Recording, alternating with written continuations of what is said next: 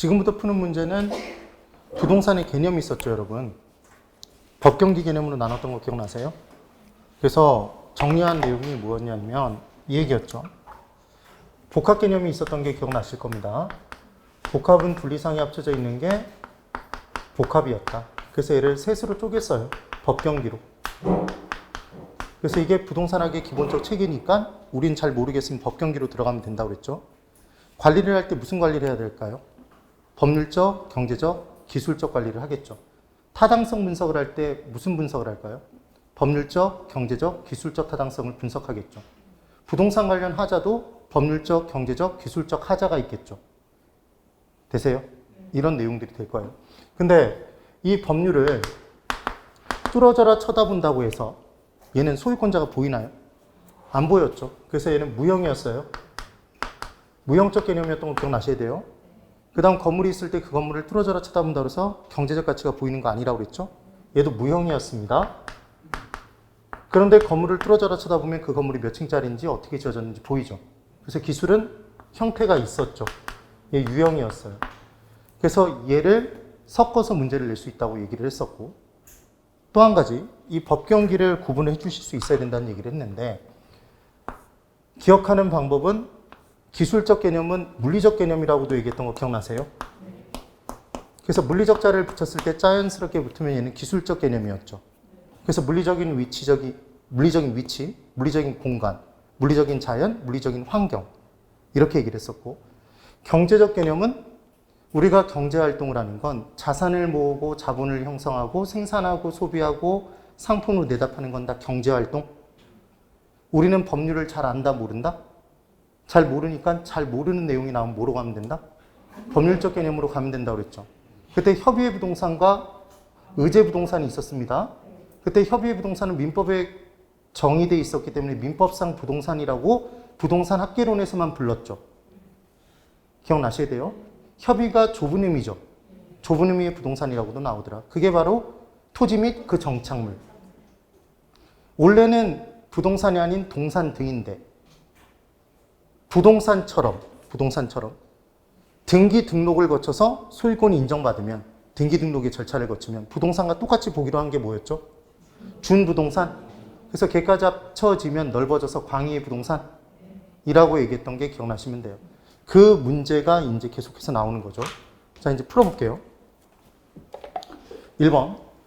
복합 개념의 부동산 중 법률적 개념과 경제적 개념의 부동산은 틀렸죠. 유형적 측면이 아니라 무형이죠. 맞나요? 그래서 지금 1번이 그냥 틀린 거네요. 바로 잡아내시면 됩니다. 그럼 실제로 이 문제가 나왔다 그러면 2, 3, 4, 5번을 절대로 읽으면 안 돼요. 그런데 왜 자꾸 2, 3, 4, 5번까지 읽게 되냐면 이 문장에 대한 확신이 없기 때문인 거죠. 그래서 확신에 찬 내가 정확히 아는 문제가 많아질수록 시간이 부족한 문제는 사라지게 돼 있어요. 근데 계속 긴가민가한 내용만 있으면 그때는 문제를 풀 때 2번, 3번씩 읽어야 되니까 시간이 부족할 수밖에 없다는 거죠. 자, 1번. 그 다음 2번. 법률적으로 서로 다른 부동산이 결합하여 일체로 이용, 거래되거나 상호 불가분할 관계에 있는 경우에 이를 복합부동산이라고 하며 감정평가 시 일괄평가의 대상이 된다 이렇게 돼 있는데 얘 포인트. 복합 3인방 기억나세요? 복합자가 들어간 3가지가 있었죠, 여러분. 그게 복합 개념의 부동산과 기억이 나나 보세요. 복합 개념의 부동산과 복합 부동산이 있었죠. 복합 부동산이 있었어요.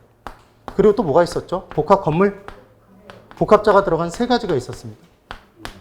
그러면 각각 무언가가 2 이상이란 얘기인데 이때 복합자 바로 D가 원래는 2 이상이에요. 복합 개념의 부동산은 하나인데 그 부동산을 법률적, 경제적, 기술적 개념에서 따져보면 개념이 2 이상이니까 복합 개념의 부동산이죠. 맞아요? 그럼 복합 부동산은 뭐가 2 이상이죠? 부동산이 2 이상인 거죠. 그래서 독립된 부동산 2 이상이 상호 불가분의 관계로 이용 또는 거래가 될 때 얘를 부동산 활동상의 개념으로 뭐라고 하더라? 복합 부동산. 그래서 복합 부동산의 대표 주자는 우리는 토지와 건물을 한꺼번에 이용 또는 거래하죠. 그리고 건물이 있을 때 그 건물 옆에 창고 건물이 있는데 얘가 같이 쓰인다면 얘도 상호 불가분의 관계로 복합 부동산이라고 할 수도 있겠죠. 그리고 토지가 있는데 이 토지 위에 임목이 심어져 있어요. 임목. 임목은 우리가 뭘로 봤었죠, 여러분? 독립정착물 기억나세요? 독립건물 명작? 이렇게 얘기했던 것. 그럼 얘도 둘 이상의 부동산이 한꺼번에 거래된다고 볼 수 있겠죠. 이 개념이 정리가 되셔야 돼요. 그래서 문제, 복합부동산은 토지와 건물의 결합만 있다 그러면 O다 X다? X죠. X. 이렇게 정리가 되셔야 됩니다. 그 다음 복합건물은 주의를 꼭 해두시라고 했어요. 얘는 건물이 둘 이상인 게 아니라 건물에 뭐가 둘 이상인 거죠? 용도가 둘 이상이었던 거죠. 그래서 하나의 건물이 있는데 대표주자가 주상복합 건물이죠. 밑에 3층까지는 주거용, 이때 상업용으로 쓰고 위에 건물을 주거용으로 쓰는 것, 뭐 등등등 이런 내용으로 나왔던 것. 그럼 이 중에 가장 폭넓은 게 뭐죠, 여러분? 복합 개념의 부동산이었다는 게 기억나시면 돼요. 정리를 꼭 해주셔야 됩니다. 그러니까 지금 이 부분의 설명이 맞죠? 근데 이 부분을 복합 개념의 부동산이라고 한다. 또는 복합 건물이라고 한다. 이런 식으로 함정을 팔 수 있다고요. 정확한 내용을 이해해 주셔야 됩니다. 또 하나, 일괄평가하면 얘는 원가법에 의하나요? 거래사례 비교법에 의하나요? 아니면 수익환원법에 의하나요?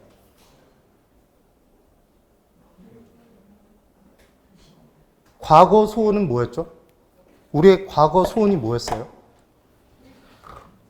소원이 없죠. 과거 소원은 일거양득 기억나세요? 네. 그래서 과수원은 뭐에 의하고? 거래사례 비교법. 소경목림은 지름이 좁은 나무 있었죠? 얘 뭐에 의할 수 있다? 원가법에 의할 수 있다고 그랬고. 그 다음 일괄평가하면 걔는 뭐로 의한다? 거래사례 비교법에 의한다고 그랬잖아요. 네. 그런 내용들도 좀 기억이 나셔야 됩니다. 그 다음 3번. 협의부동산 민법상의 개념이죠. 민법 제99조 1항이라고 되어 있는데 이거 2항으로 고쳐서 절대로 문제 안 나옵니다. 그렇게 내면 문제가 정말 미친 거예요. 그래서 토지 및 정착물을 말한다. 맞고. 4번. 정착물이란 토지 등에 부착되어 지속적으로 사용됨이 사회 경제적으로 타당하고 인정되는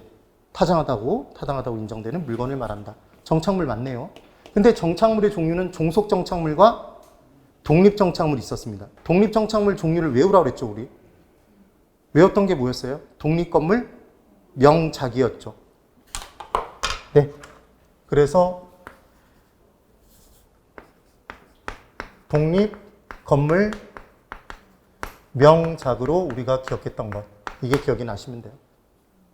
어떻게 정리했었냐면 독립정착물은 립목이었죠. 임목. 그 다음 건물, 그 다음 명인방법을 취한 수목. 띠를 두르거나 껍질 까서 거기다 페인트 칠하거나 명백하게 인식할 수 있는 수단을 강구한 것. 그게 명인방법을 취한 수목이었습니다. 그 다음 농작물이었죠. 작은.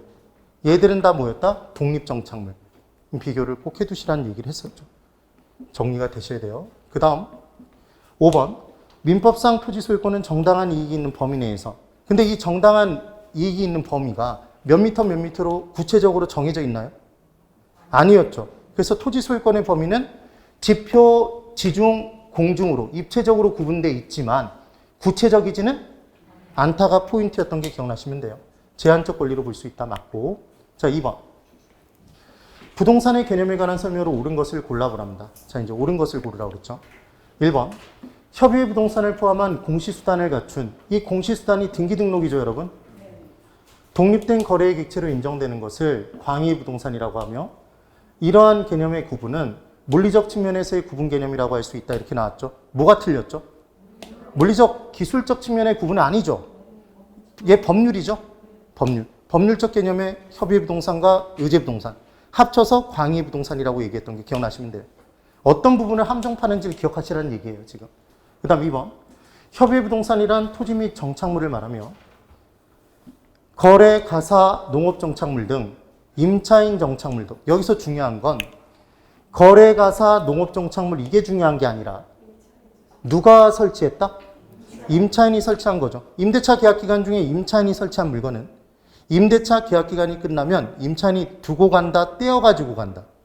떼어가지고 가잖아요. 그러니까 걔는 정착물로 판단하지 않았죠. 근데 똑같은 물건이어도 임대인이 설치해 놓으면 임대차 계약 기간이 끝났다고 해서 그 띄어갖고 가면 신고 들어온다? 그래서 걔는 정착물이었죠. 그럼 그 내용을 비교해 두셔야 돼요. 그래서 지금 임차인 정착물도 부동산 정착물에 포함된다 그러니까 2번 X네요. 되셔야 됩니다. 3번. 법률상의 공장재단, 공장에 있는 재산들 다 모은 거였죠, 여러분? 그럼 그걸 다 모으면 돈을 더 많이 빌릴 수 있다? 자금을 융통할 수 있잖아요. 그래서 모아놓은 게 공장재단, 광업재단 등이었죠. 그리고 어업권, 항공기 등. 얘들은 의제부동산 어디에 속한다? 광해부동산에 속한다. 맞죠? 그러니까 지금 맞는 건 몇 번? 3번이죠. 3번. 되셨어요? 그럼 지금 항공기는 동산인가요? 원래 동산이에요? 동산이 아니에요? 항공기 선박, 움직이는 재산이죠. 그럼 얘도 등기 등록의 절차를 거치면 의제부동산을 보는 거죠. 맞아요? 그런데 지금 어업권은 동산 아니죠. 권리잖아요, 권리. 그리고 얘는 부동산과 동산이 합쳐져 있는 거죠, 공장재단. 공장 안에 있는 토지가 있고 공장이 건물이 있고 그 안에 기계 장비들이 있을 거 아니에요. 그걸 한꺼번에 본 게 공장재단이라고요. 그러니까 중요한 건 의제부동산, 준부동산은 동산만 있다 그러면 X라고요. 동산 등인 거죠. 동산 등이 등기 등록의 절차를 거쳐서 부동산과 똑같이 보는 것. 그게 준부동산이죠. 의제부동산. 기억을 해 두셔야 됩니다. 그 다음 4번. 비닐하우스 툭 치면 넘어가나요? 맞죠? 공중전화 박스 힘이 좀 센 사람이 밀치면 넘어가죠, 얘도. 신문갑판대 마찬가지죠? 맞아요? 그래서 얘는 정착물로 판단하지 않는 반면에 가식된 수목은 정착물로 본다 이렇게 돼 있죠? 지금 보시면 가식의 수목은 정식으로 심어지지 않은 나무잖아요. 그럼 얘는 정착물이에요? 동산이에요? 동산이죠. 그래서 수목 시리즈를 제가 기억하시라는 얘기를 했었는데 수목 시리즈 정리해 봅니다. 나무와 관련된 내용을 한번 정리해 볼게요. 수목은 크게 가식의 수목이 있었죠. 정식의 수목이 있죠. 명인 방법을 취한 수목이 있죠. 그리고 임목 등기된 수목이 있죠. 합니다. 가식의 수목은 아직 심어지기 전이니까, 정식으로 심어지기 전이니까 정착물로 보나요, 안 보나요? 안 보죠. 얘 동산이죠. 동산입니다. 그럼 정식의 수목은 정착물이죠. 그럼 토지와 한꺼번에 거래되잖아요. 그러니까 우리가 주택을 판다 그러면 정원에 심어져 있는 나무도 같이 넘어가죠. 그러니까 얘는 토지에 종속된 정착물이라고요. 종속 정착물. 그런데 이때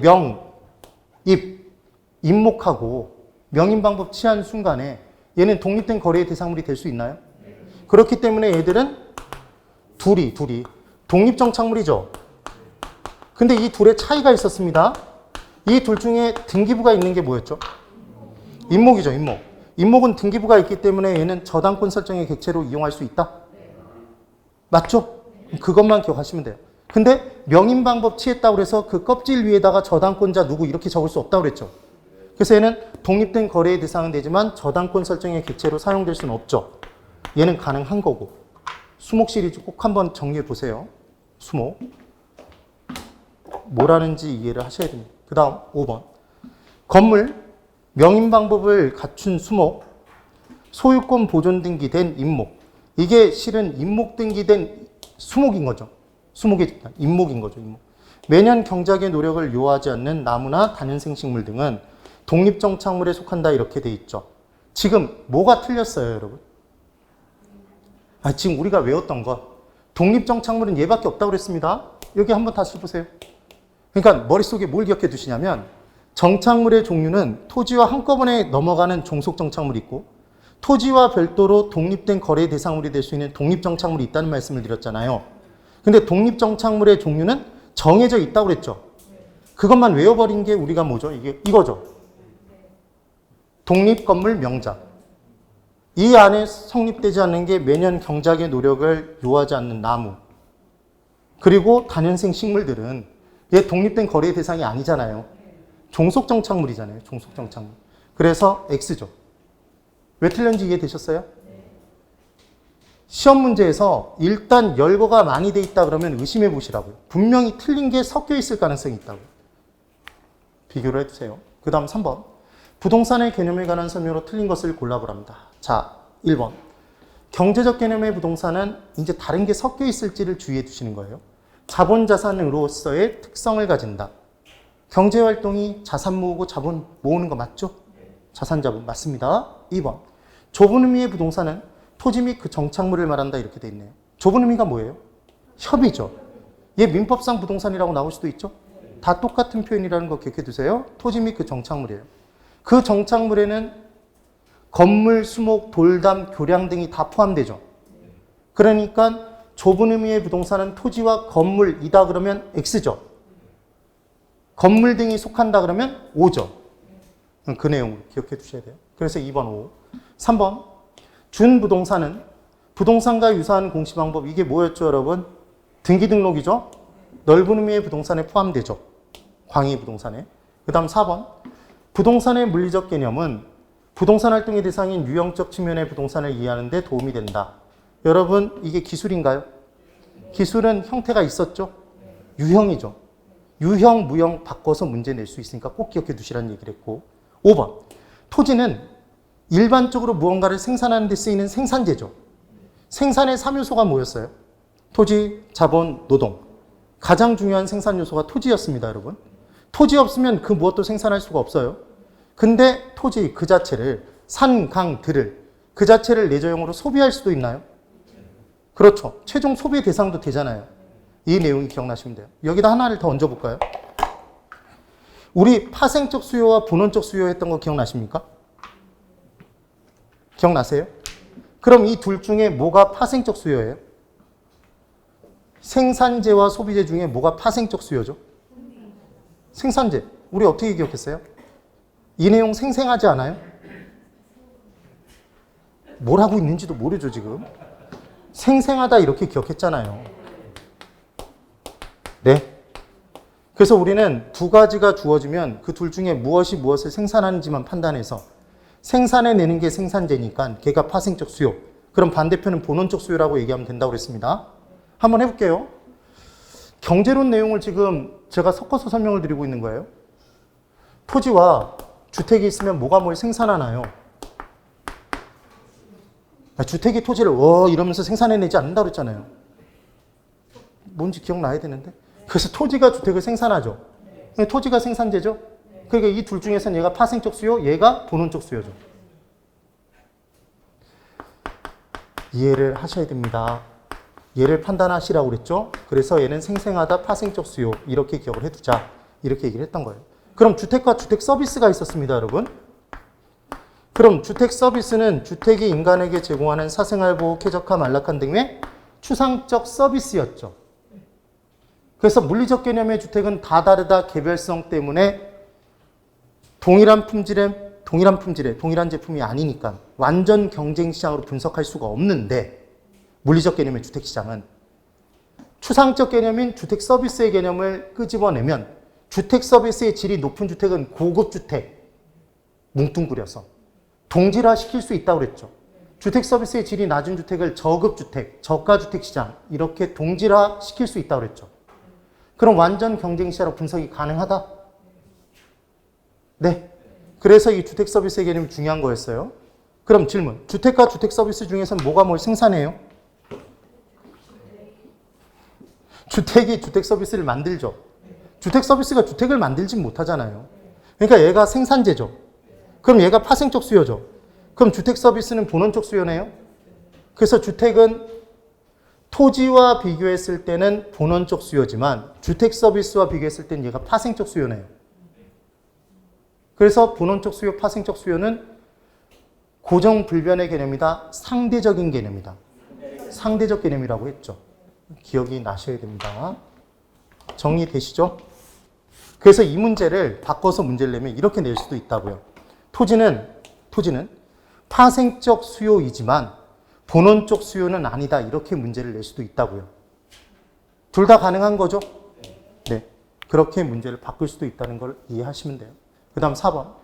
부동산의 개념에 관한 설명으로 틀린 것을 골라보랍니다. 1번. 복합 개념의 부동산이란 항상 출발할 때 뭐로 출발했는지 잘 확인하셔야 돼요.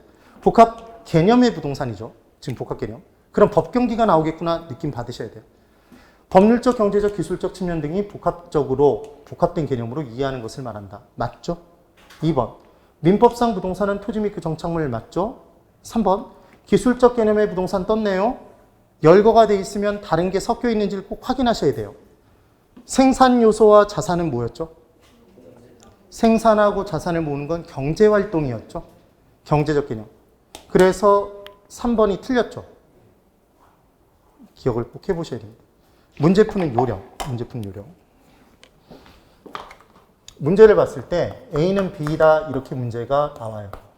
그래서 우리는 얘가 온지 X인지를 판단하는 문제를 계속 푸는 겁니다. 실은. 맞죠? 그런데 가끔 어떤 문제가 나오냐면 A는 B, C이다 이런 식으로 문장이 열거가 돼 있죠. 네. 그때 이 열거돼 있는 게 두 개 이상 열거돼 있는 경우가 있고 4개, 5개 열거돼 있는 경우가 있어요. 근데 얘가 열거돼 있는 게 2개에서 3개 사이면 꼭 정확하게 보셔야 돼요. 하나가 틀렸을 가능성이 굉장히 높아요. 그럼 보통은 앞에 있는 게 틀렸을까요? 뒤에 있는 게? 뒤에 있는 게 틀렸을 가능성이 높아요. 네. 근데 이 열거돼 있는 게 만약에 5개에서 6개가 열거돼 있잖아요. 그럼 얘는 틀리지 않았을 가능성이 더 높아요. 출제위원님들은 교수님입니다. 교수님들이 문제를 내면서 6개 내놓고 하나를 틀리게 해놓고 틀린 문장 찾는 거 웬만하면 안 낸다고요. 강사나 내는 거라고, 강사나. 아까 같은 문제들은 학원 강사들이 내는 거라고, 저 같은 학원 강사들이. 이해되셨어요? 예. 그랬더니, 이거는 4개네, 이런 생각이 들 수 있겠죠. 예. 일반적인 걸 말씀을 드린 거예요. 예. 그 다음, 4번. 준부동산은 등기등록의 공시방법을 갖춤으로써 이렇게 나왔죠. 여기서 한 가지 질문을 드려볼게요. 지금 이 등기등록의 공시방법 있죠? 맞아요? 그럼 얘는 준부동산의 경우에는 민법 규정에 의해서 부동산으로 보기로 한 거예요? 아니면 관련 법규에 의해서?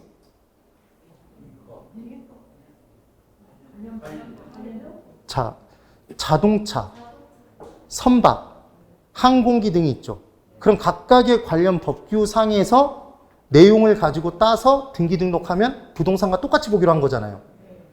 민법에서 봤으면 그냥 걔는 부동산인 거죠. 그냥 부동산이잖아. 근데 원래 부동산이 아닌데 부동산과 똑같이 보기로 한 건 민법에서 정의된 게 아니라는 거죠. 그래서 민법 규정에 의해서 정의된 것이다 그러면 X라고요. 의제부동산, 준부동산은 꼭 비교를 해두셔야 됩니다. 그래서 준부동산은 등기 등록의 공시방법, 갖춤, 부동산에 준하여 취급되는 특정의 동산 등을 말한다 이렇게 돼 있죠. 지금 여기 뭐라고 돼 있어요? 동산 등이지 동산을 말한다라고 안 한다고요. 왜냐하면 여러분 중개사법 문제 푸실 때 A는 B이다 그러면 A는 B라고 나오면 얘는 A는 B만이라고 문제를 푸는 거죠. A는 B이다 그랬을 때 A와 D가 똑같다는 개념이기 때문에 A는 B만 있다라는 얘기거든요. 이해를 하셨나요? 그런데 이 부분에서 문제에서 만약에 요걸 잘 보세요. 준부동산은 등기등록의 공시방법을 갖춤으로써 부동산에 준하여 취급되는 특정의 동산을 말한다 그러면 공장재단, 광업재단 등은 의제부동산이 될 수가 없다는 얘기가 된다고요. 네? 그래서 지금 동산 등을 말한다라고 돼 있다고요. 그래서 아까 제가 그걸 강조했던 거고. 네. 그 다음 5번. 토지와 건물이 각각 독립된 거래의 객체이면서도 하나의 결합된 형태로 나타났대요. 부동산 활동의 대상으로 인식된답니다. 그럼 둘 이상의 부동산이 합쳐졌다. 그럼 걔는 뭐죠? 복합 부동산이지. 복합 건물 아닙니다. 복합 개념의 부동산 아니에요. 복합 3인방 꼭 기억하세요. 그 중에 주의하실 건 복합 건물 주의해 두시라고 그랬죠? 네. 그 다음 5번. 부동산의 개념에 관한 설명으로 옳은 것으로만 짝지어진 것을 골라보랍니다. 이런 문제가 나오면 개론에서 박스형 문제는 오히려 다른 문제들보다 훨씬 쉬워요. 민법의 박스형 문제와 또 다르다고요. 그래서 하나하나 체크를 해보면서 들어가 보면 쉽다는 얘기를 했죠. 알맞게 짝지어진 것은 쉬운데 몇 개가 옳은지 틀린지를 찾는 건 하나만 몰라도 못 풀기 때문에 어렵다고 그랬죠. 난이도가 올라가 버려요. 그러면 이제 옳은 것이에요. 경제적 개념을 먼저 찾아보죠. 경제적 개념. 경제적 개념 바로 찾아볼 테니까 찾아지는지 보세요, 여러분. 자본 형성하죠. 경제활동이죠. 소비하는 것도 경제활동이죠. 생산하는 것도 경제활동이죠. 자산 모으는 거 경제활동이죠. 끝났나요? 기억, 니은, 리을, 비읍이죠. 그럼 답은 몇 번? 2번이죠. 2번. 얘를 볼 필요가 없잖아요. 그렇게 문제를 풀어주시면 됩니다. 굉장히 쉽죠? 이게 문제로 만약에 다시 나온다 그러면 서비스 문제와 같기 때문에 절대로 틀리시면 안 돼요. 그래서 고득점 하는 사람과 고득점 못하는 사람의 차이는 실수를 하는 사람과 실수하지 않는 사람의 차이라고 보시면 돼요. 그리고 실수를 하게 되는 건 정확도가 떨어지기 때문인 거죠. 문제를 푸는 스킬을 익히셔야 됩니다. 그 다음 6번. 다음 토지의 정착물 중 토지와 독립된 것이 아닌 것을 골라보랍니다. 자, 토지와 독립된 것이 아닌 걸 고르래요. 그럼 지금 독립정착물이 아닌 걸 고르라는 얘기죠? 이 문제는. 맞아요? 건물 있죠, 여러분? 독립건물 명작에 건물 있잖아요? 독립에 립, 임목 있죠? 이거 소유권 보존 등기된 빠져도 임목만 나와도 맞아요. 왜냐하면 임목의 정의가 가끔 이걸 잘못 이해하시는 분들이 있는데 임목이란 단어 자체가 임목 등기된 수목의 집단을 임목이라고 정의합니다. 그러니까 임목은 등기가 안 된 임목은 있을 수가 없어요. 네, 이해되셨죠? 그래서 소유권 보존 등기된 임목에 맞고 명작의 명이죠. 그 다음 본원에 의해서 타인의 토지에서 재배되고 있는 농작, 작물이래요. 명작이죠. 들어가요. 국어는 아니죠. 국어는 우리가 어디서 공부하죠? 공시법에서. 지목. 거기에 국어 들어가 있죠? 네. 그래서 배구, 수구 뭐 이런 식으로 해서 우리 암기했던 것 기억을 해보시면 됩니다. 그래서 지금 3번이 틀렸죠. 그 다음 7번. 부동산의 개념에 관한 설명을 옳지 않은 것을 골라보랍니다. 자, 똑같은 내용들이 반복되는 걸 보세요. 1번. 협의부동산은 민법상 부동산으로서 토지 및 정착물을 의미하는 바, 이는 광의 부동산에 속하지 않는다라고 되어 있죠. 여러분, 좁은 의미는 당연히 어디에 포함돼요? 광의에 포함되죠. 말도 안 되는 문제인 거죠, 사실은. 1번이 틀렸죠. 그 다음 2번. 경작 목적이 아닌 나무나 다년생 식물 등의 자연식생은 토지의 일부로 인정되므로 토지 거래 시 토지와 더불어 매수자에게 양도된다. 이 표현을 바꾸면 토지 거래 시 매수자에게 한꺼번에 넘어간다는 표현을 바꾸면 결국 경작 목적이 아닌 나무나 다년생 식물들은 종속정착물이다. 지금 그 얘기죠. 만약에 동산이라면 같이 넘어가지 않을 거 아니에요. 그 내용입니다. 그 다음 3번. 건설기계, 선박, 항공기, 선박, 자동차 등은 준부동산에 속한다. 맞죠? 근데 얘를 다 일일이 외우실 필요 없다고 그랬습니다. 그 다음 4번. 자산, 자본, 생산요소, 소비재, 상품으로서의 부동산, 경제활동, 경제적 개념 맞고. 5번. 복합 개념의 부동산 중 법률적 측면과 경제적 측면은 형태가 없죠. 그래서 무형이고 기술적 측면은 형태 있죠. 유형이다. 지금 그 얘기네요. 계속 반복을 하고 있어요. 그 다음 8번. 부동산의 개념에 관한 설명으로 옳은 것을 골라보랍니다. 옳은 것. 1번. 토지와 건물이 독립된 거래의 객체이면서도 이 표현이 왜 자꾸 나오냐면 우리 토지와 건물을 한꺼번에 보통 주택을 거래하면 그 밑에 토지도 같이 팔잖아요. 이용할 때도 같이 이용하죠.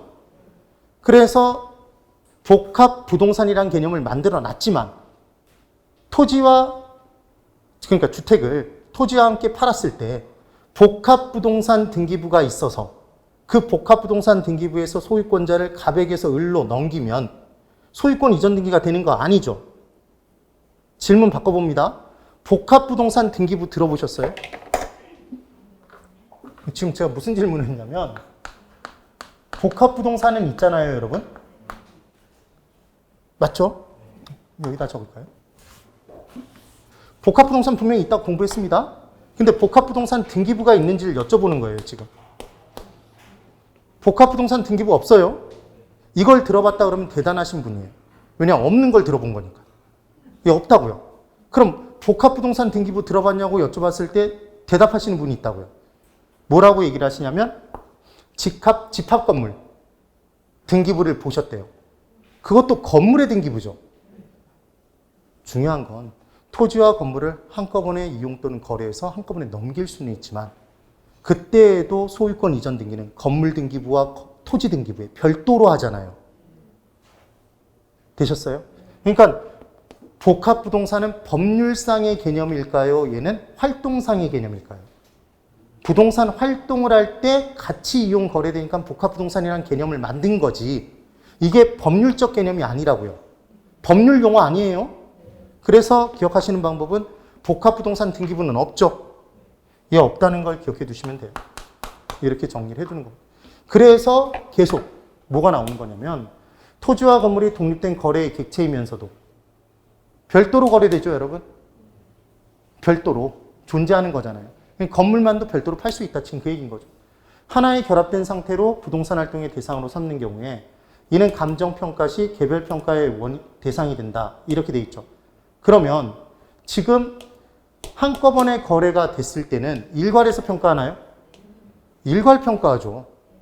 한꺼번에 거래가 되니까 굳이 개별적으로 나눌 필요가 없잖아요. 얘는 일괄 평가겠죠. 그 다음 2번. 좁은 의미의 부동산은 민법상 부동산으로서 토지와 그 정착물을 말한다. 이렇게 돼 있죠. 맞죠? 2번이 맞네요. 3번. 경제적 개념의 공간은 공중지표, 지하 등의 3차원의 공간을 말한다. 이렇게 돼 있는데 이게 경제적 개념의 공간인가요? 기술적인가요? 기술적? 얘 토지의 그냥 공간인 거죠. 얘를 경제적 개념이라는 표현 안 써요. 그 다음 4번. 정착물이란 토지 등에 부착되어 부동산화한 물건으로서 부착 상태의 지속성과 관계없이 토지에 부착되어 있는 물건은 정착물로 본다 돼 있는데 고정되어 있는 것을 정착물이라고 하는 거죠. 네, 쉽게 분리 불가능한 것을 정착물이라고 하는 것이 정착물이라고 하는 거지. 부착 상태의 지속성을 따지지 않는다 X죠. 얘 지속적으로 부착되어 있을 때 정착물이죠. 아니 우리가 어떤 한 곳에 정착해서 산다는 얘기는 그곳에 잠시 잠깐 머무는 건가요? 계속 머무는 건가요? 계속 머무는 거죠. 그네요. 그래서 틀린 거고. 그 다음 5번. 임차인이 설치한 물건 정착물로 본대요. 땡 틀렸죠? 이 임차인 설치하면 떼어갖고 가니까 동산. 임대인 설치한 물건 떼어갖고 못 가니까 정착물. 그렇게 얘기했었습니다. 그 다음 9번. 우리나라에서 부동산과 소유권에 관한 설명으로 틀린 것을 골라보랍니다. 여러분들이 뭔가 느껴야 돼요. 뭘 느끼셔야 되냐면 기출문제는 답이 딱딱딱 떨어져요? 떨어지지 않아요? 답이 딱딱딱 떨어져요. 근데 예상문제는 답이 딱딱딱 안 떨어져요. 네. 그럼 이제 어떤 생각을 하시냐면 기출문제는 우리가 풀어봤으니까 답이 딱딱딱 떨어지잖아요. 그 생각을 하시거든요. 그게 아니에요. 왜 그러냐면 기출문제는 이 한 문제 합격과 불합격이 결정되죠. 이의신청 들어가요? 안 들어가요? 이의신청 들어간 문제들이에요, 다. 그러니까 이의신청이 들어갈 수 있는 문제들이잖아요. 그럼 출제위원이 문제를 낼 때 이의신청 들어가지 않게끔 정확하게 답이 체크될 만한 것들만 냈겠죠. 검수를 통해서. 근데 예상 문제는 여러분들이 예상 문제가 만약에 애매모호하면 이의신청하실 거예요? 소송 거실 거예요? 아니죠. 그러니까 답이 애매모호한 게 나온다고요. 그래서 뭐가 훨씬 더 어렵냐면 학원에서 보는 모의고사가 당연히 원래 시험보다는 더 어려워요. 그게 정상이에요. 그런데 실제 시험이 어렵게 느껴지는 이유는 딱 하나예요. 실제 시험장 들어가면 우리는 정신적인 궁박 상태에 빠지기 때문에. 거의 혼미해지거든요, 실제로. 그 이유 때문인 거지 실제로는 기출문제가 훨씬 쉽습니다. 자, 여기 다시 보세요. 1번. 토지 소유자는 법률적 범위 내에서 토지를 사용, 수익, 처분할 권리가 있다. 토지 소유권 갖고 있으면 사용할 수 있고 수익 누릴 수 있고 처분할 수 있죠. 사용 수익을 다른 사람에게 줄 수도 있죠. 권리를. 그럴 수도 있습니다. 그 다음 2번. 민법에서 부동산이란 토지와 그 정착물, 이제 지겹죠. 3번, 토지의 소유권은 정당한 이익이 있는 범위 내에서 토지의 상하에 미친다. 맞죠? 입체적. 구체적이진 않아요. 그 다음 4번, 토지의 소유권 공시 방법은 등기이다. 등기죠? 네, 등기. 그 다음 5번, 토지의 정착물 중 토지와 독립된 물건으로 취급되는 것은 없다. 이게 지금 무슨 문장이에요?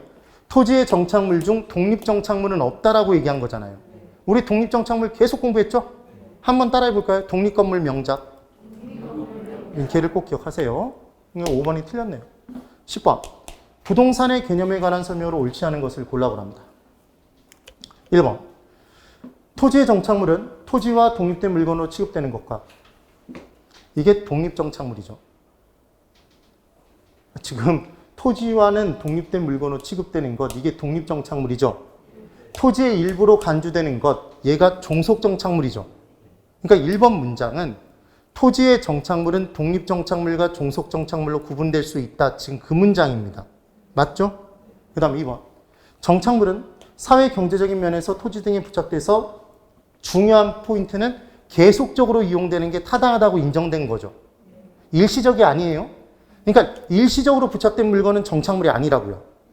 아까 지속 여부를 따지지 않는다 그래서 X였던 거 기억나시죠? 네, 그 내용. 그 다음 3번. 정착물의 구분 기준으로 물건의 성격, 부착 방법, 설치 주체, 설치 의도 등이 있다. 지금 보시면 이 부분의 내용 맞고 4번. 기술적 개념의 부동산은 공간, 자연, 위치, 환경 등을 의미한다. 아까 봤던 내용. 5번. 정착물인지 아닌지가 불분명한 경우.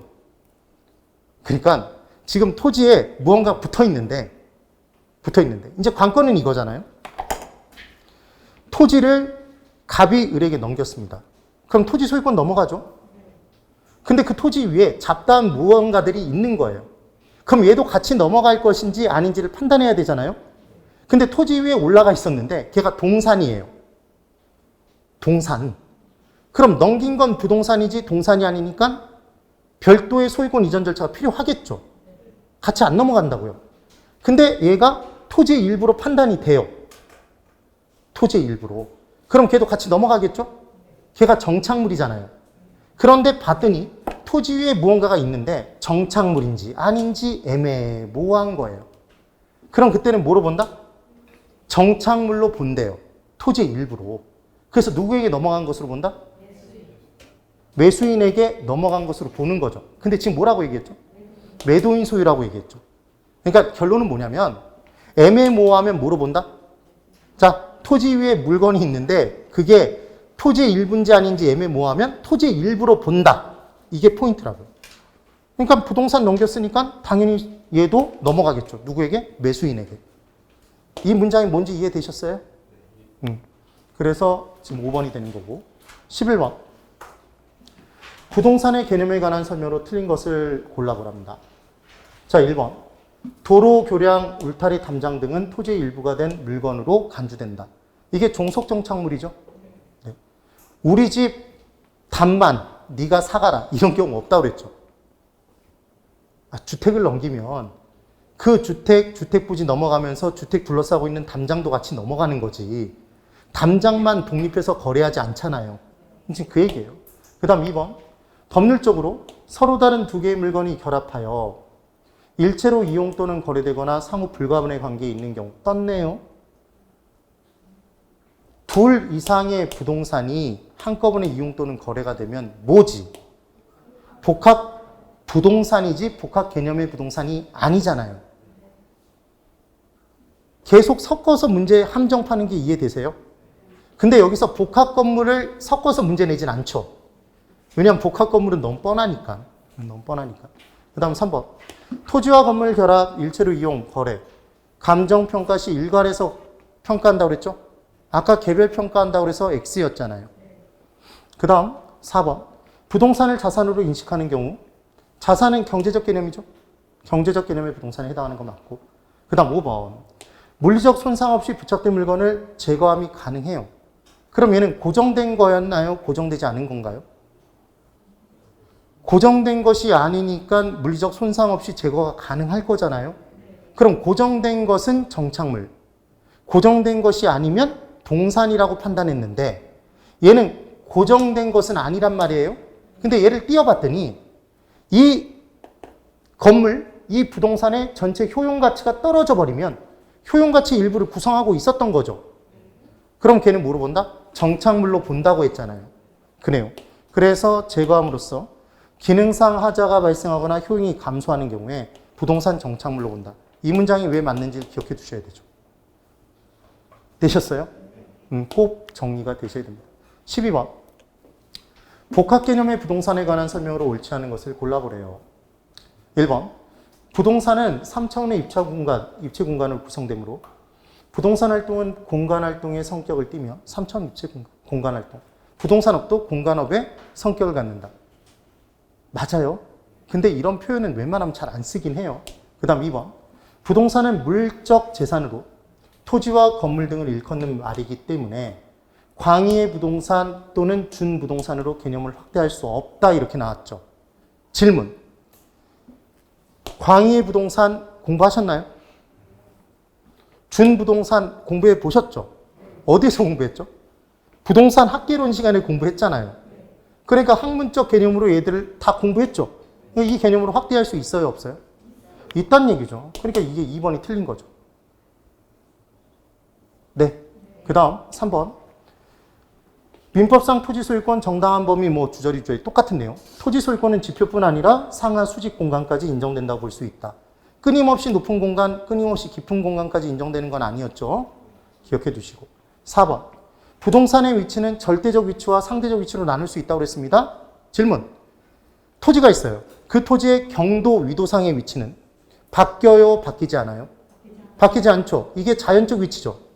얘가 움직이지 못한다 그래서 절대적 위치죠. 그럼 토지의 절대적 위치도 토지의 유용성에 영향을 끼치나요? 경도, 위도상의 위치에 따라서 어떤 토지는 평야지대, 어떤 토지는 산악지대 달라지죠. 그러니까 토지의 가치에 분명히 절대적 위치도 영향을 끼쳐요. 근데 그 토지 옆에 지하철이 있는지 없는지, 규제가 강한지 작은지가 토지의 위치, 가치에 유용성이 더 많은 영향을 끼치나요? 그게 상대적 위치죠. 상대적 위치 세 가지로 나눠졌던 거 기억나세요? 사, 경, 행. 사회적, 경제적, 행정적. 기억이 안 나네요. 그래서 경제적은 돈 수입 비용과 관련이 있으면 경제적. 행정적은 제도 규제 정책이 나오면 행정적. 그걸 제외한 나머지는 다 사회적. 이렇게 얘기했었죠. 그래서 상대적 위치와 절대적 위치로 나눌 수 있는 바, 절대적 위치는 고정 불변적인 성격을 띠고 경도 위도상의 위치는 안 변하니까, 상대적 위치는 가변, 변화가 가능하고 유동적인 성격을 띈다. 5죠? 그리고 상대적 위치가 더 많은 영향을 끼치기 때문에 뭐가 더 중요한데, 이 둘 중에는 상대적 위치가 부동산의 가치에 더 많은 영향을 끼치는데 이 상대적 위치가 끊임없이 변화할 수 있기 때문에, 지금 가변 유동적인 성격을 띠니까 부동산 활동은 지금 현재만 보고 활동을 한다. 장기적인 배려 예측이 필요하다. 장기적인 배려 예측이 필요하다. 이렇게 얘기를 할 수 있습니다. 그 다음 5번. 건물은 토지와는 독립하여 거래의 객체가 될 수 있다. 독립 정착물이죠. 우리나라에서는 건물만도 별도로 거래 가능해요. 그래요. 그 다음 13번. 부동산의 개념에 관한 설명으로 옳은 것을 골라보래요. 1번. 현장 자원은 자연 상태 그대로 존재하면서, 얘를 딱 보는 순간 이게 기억나나 보세요. 토지를 둘로 쪼갰던 거 기억나세요, 혹시? 토지를 둘로 어떻게 나눴죠, 여러분?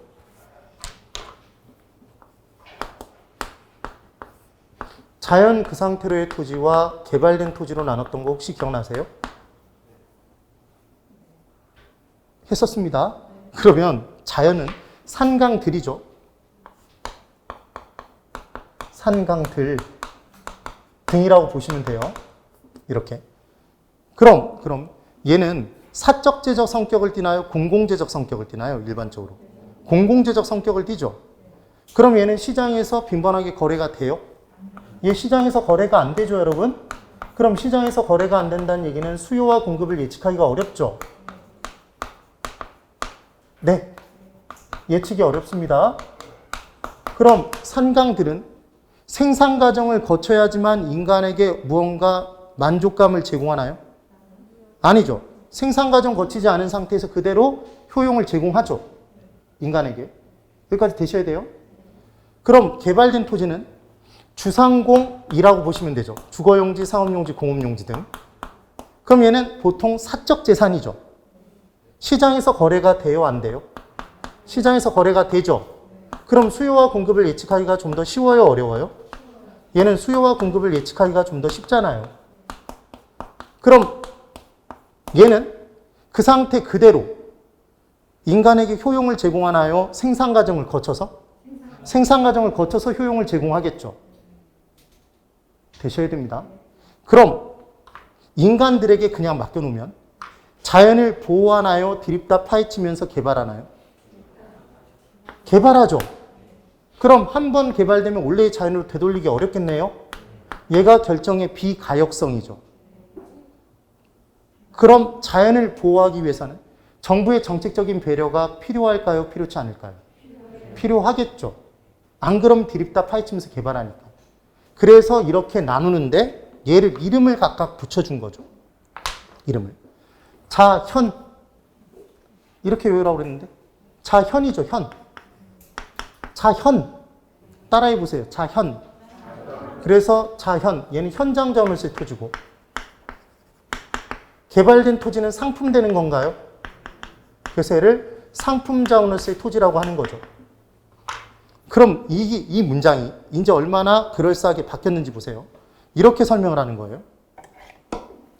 토지는 현장 자원을세 토지와 상품 자원을세 토지로 구분할 수 있으며 현장 자원을세 토지는 시장에서 빈번하게 거래가 된다 그러면 X죠. 자연이 시장에서 빈번하게 거래된다는 얘기니까 X라고요. 이렇게 문제를 내면 헷갈릴 거 아니에요.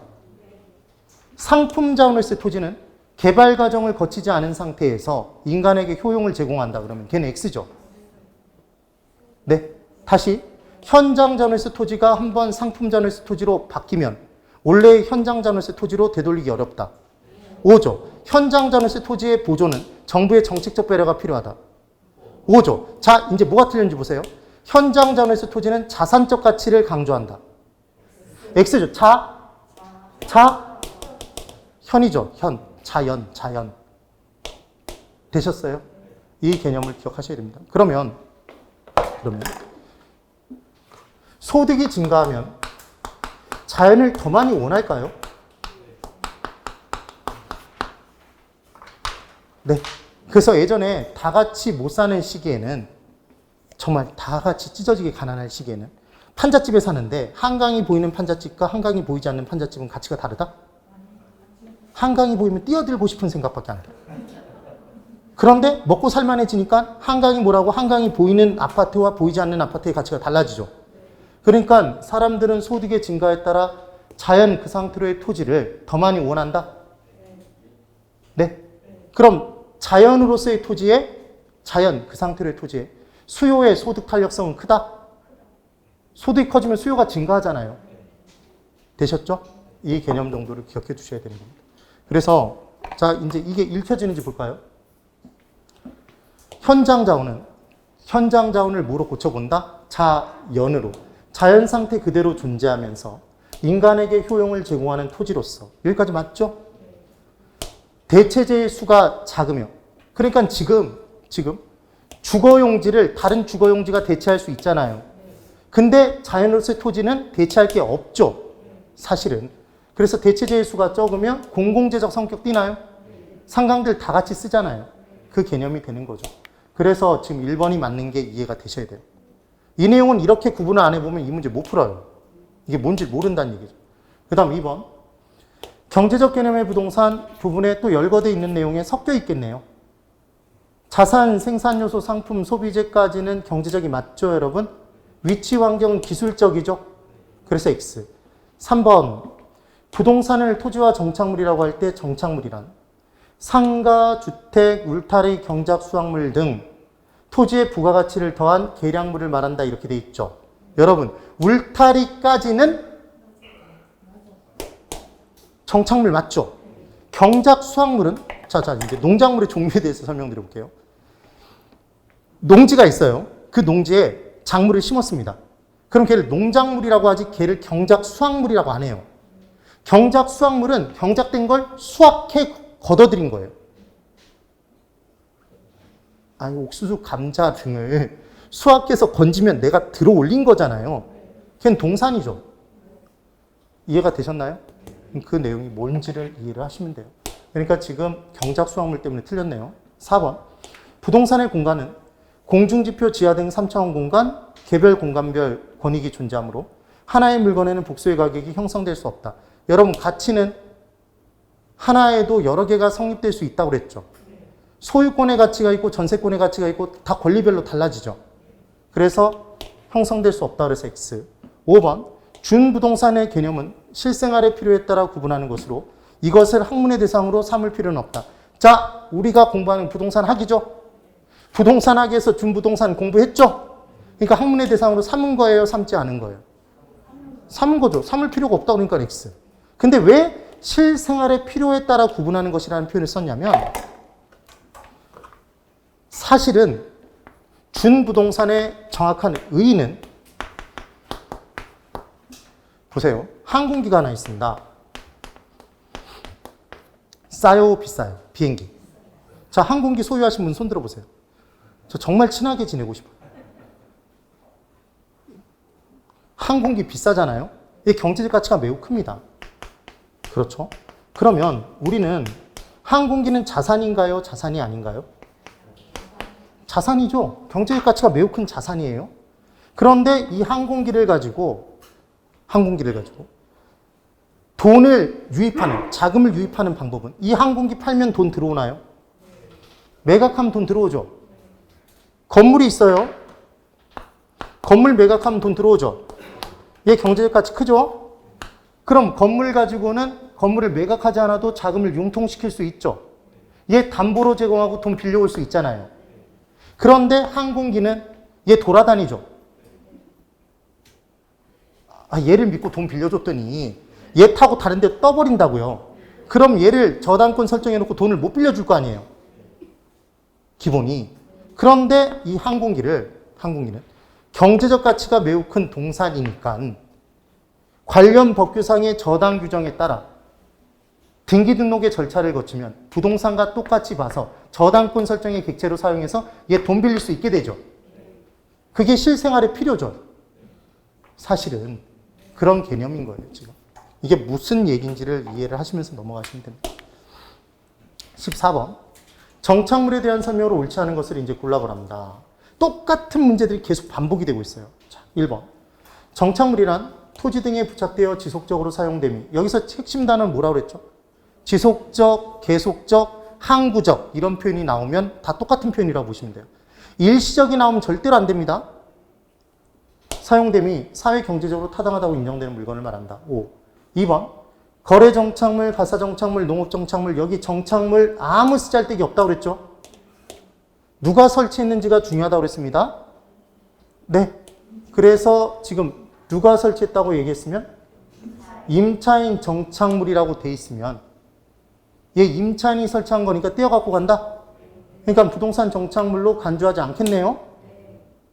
이해되세요? 그 다음 3번. 매년 경작의 노력을 요하지 않는 나무. 그냥 나무죠, 수목. 그러니까 얘 빠져도 돼요. 매년 경작을 요하지 않는 나무에 그냥 나무 또는 수목이라고 나와도 된다고요. 똑같은 문장 표현이에요. 수목, 다년생 식물, 토지의 일부가 된 물건, 토지 매매 시 토지와 함께 매수인에게 양도된다. 토지 일부니까 토지 넘어가면 토지 일부 넘어갑니다. 매수인 소유됐죠. 그 다음 도로, 교량, 지붕, 담장, 가식 중에 수목, 울타리 등 이렇게 돼 있죠. 토지의 일부인 종속 정착물에 해당한다. 지금 딱 봤을 때 뭐가 마음에 걸리세요? 가식 중에 수목은 동산이었죠. 네. 이런 식의 함정을 예상 문제니까 판 거라고. 근데 한번 체크해 볼 만한 내용인 거죠. 수목 시리즈 그래서 아까 정리해 드렸습니다. 예. 그 다음 5번. 건물, 명인 방법을 구비한 수목의 집단, 소유권, 보존 등이 된 임목, 권원에 의해 타인의 토지 어쩌고 저쩌고 우리는 얘를 외웠는데 독립건물, 명자. 얘들은 독립하여 거래의 객체가 될 수 있다. 결론. 이렇게 얘기한 거죠. 독립정착물은 건물, 임목, 명인방법 갖춘 20개 집단, 권원방법, 토지, 작물, 농작물. 이것만 체크하면서 탁탁탁 치고 넘어가면 되는 겁니다. 그래서 쓸데없이 MM으로 독립건물 명작을 외우시라는 게 아니라 그걸 알면 문제를 푸는데 굉장히 용이하겠죠. 그렇게 푸시는 거예요. 그 다음 15번. 부동산의 정착물에 관한 설명으로 틀린 것을 골라보랍니다. 1번. 제거하여도 건물의 기능 및 효용에 손실이 없대요. 제거했는데 건물의 기능 및 효용에 손실이 없답니다. 없다.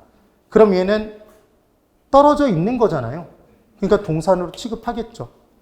만약에 효용가치가 떨어지면 효용가치 일부를 구성하고 있었으니까 부동산의 일부로 보는 거고 그 내용에 차이가 있습니다. 그 다음 2번. 토지에 정착되어 있으나 매년 경작 요하지 않는 나무, 다년생 식물, 부동산의 정착물로 간주되지 않는다. 보시면서 막 고개를 계속 끄덕끄덕하고 있네요. 틀렸죠? 아까 이걸 주거라고 본 문장인데 그새는 부동산의 일부로 본다면서요. 부동산의 정착물로 간주된다. 3번, 그러니까 2번이 틀렸고 3번. 정착물은 당차자들 간의 합의나 쓰임새, 관계 등에 따라 주물 또는 종물로 구분될 수 있다. 자, 구분될 수 있죠? 중요한 것. 주물이 정착물이면 종물도 정착물인가요? 질문 바꿔볼게요. 아파트 현관에 현관 키가 있죠, 여러분. 스마트 걔를 뭐라고 하죠? 스마트 현관 키? 현관 자물쇠가 있죠. 그러면 거기에 되는 인식 키 같은 거 있죠, 조그맣게. 카드. 그럼 걔는 종물이죠. 주된 물건과 종물. 그럼 그 현관 자물쇠가 부동산의 일부 정착물이면 당연히 그 카드도 정착물이죠. 그러니까 그 집을 팔고 나갈 때 당연히 그 카드까지 줘야 되잖아요. 이해가 되셨어요? 그러니까 주물이 정착물이면 종물도 정착물이 된다. OX? O. 주물이 정착물이면 종물도 당연히 정착물이라고요. 그 다음 4번.